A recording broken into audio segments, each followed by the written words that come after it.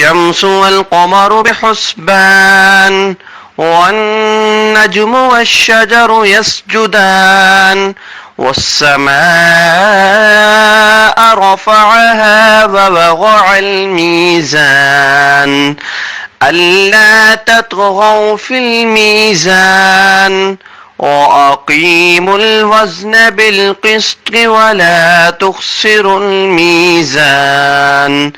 والأرض وضعها للأنام فيها فاكهة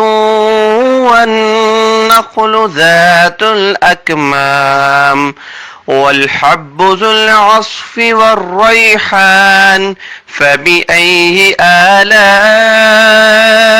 ربكما تكذبان خلق الإنسان من صلصال كالفخار وخلق الجان من مارج من نار فبأي آلاء ربكما تكذبان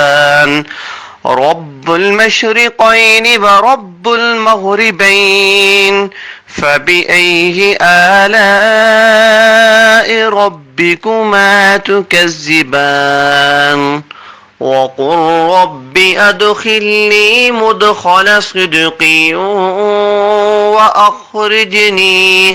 وأخرجني مخرج صدق واجعلني من لدنك سلطانا نصيرا